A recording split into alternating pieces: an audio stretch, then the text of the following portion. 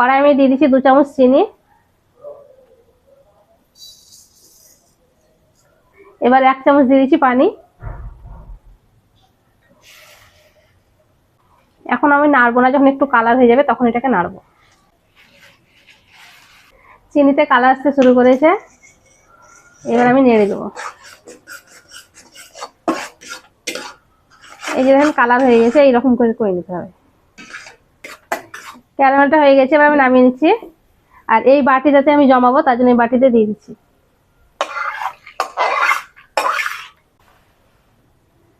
এইভাবে চারিদিকে সমান করে নেব।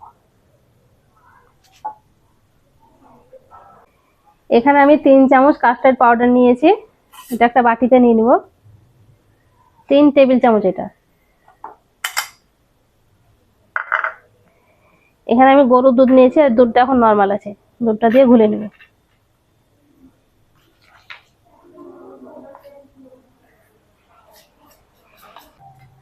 কাস্টার্ড পাউডারটাকে আমি খুব ভালো করে ঘুলে নিয়েছি। এই যে দেখেন এইভাবে ঘুলে নিতে হবে। এবার আমি কড়াইয়ে দিয়ে দিচ্ছি 500 গ্রাম গরুর দুধ।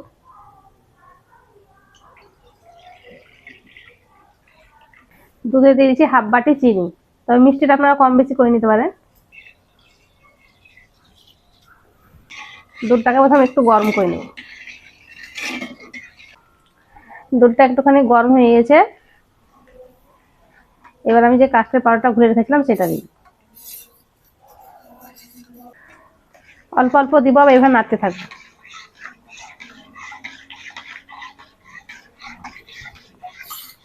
আর দিয়ে দিচ্ছি হাফ বাটি সুজি।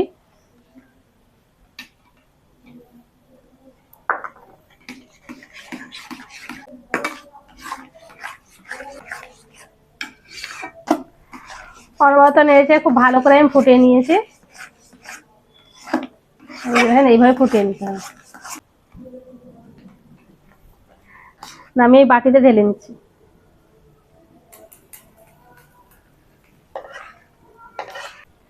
ভালো করে এইভাবে সেট করে নিই। আবার আমি কড়াইয়ে পানি বসিয়ে দিলাম। এবার একটা স্ট্যান্ড বসিয়ে দিচ্ছি, আর ঢাকা দিয়ে প্রথমে পানিটাকে গরম করে নেব। পানিটা ভালো মতন গরম হয়ে গেছে, এবার আমি আস্তে করে বাটিটা বসিয়ে দেবো।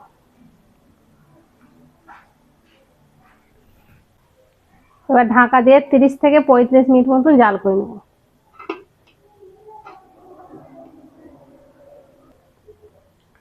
35 মিনিট আমি জাল করে নিয়েছি,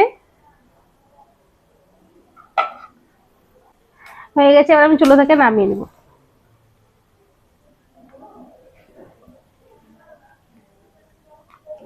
যেটাকে পুরোপুরি একদম ঠান্ডা করে নেব, তারপরে দেখাবো আপনাদের। পুডিংটাকে আমি খুব ভালো করে ঠান্ডা করে নিয়েছি, আর দেখেন কত সুন্দরভাবে বসে গেছে। এবার আমি সাইডগুলোকে ছাড়িয়ে নিচ্ছি।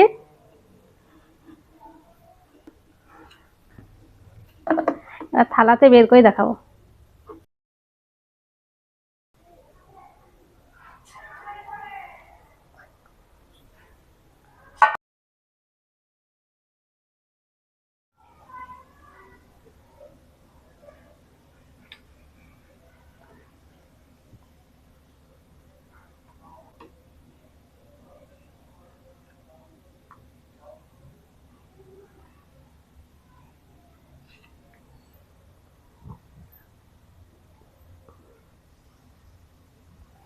এবার দেখেন পুডিংটা দেখতে কতটা লোভনীয় হয়েছে, আর কালারটাও খুব সুন্দর হয়েছে।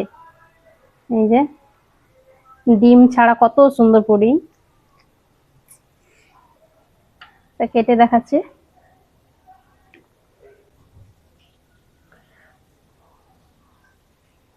এই যে দেখেন কত সুন্দর, একদম স্মুথ হয়েছে, কত সুন্দর। এদিকে কালারটাও দেখেন কত সুন্দর হয়েছে, একটু ভেঙেও যাচ্ছে না, কত সুন্দর হয়েছে।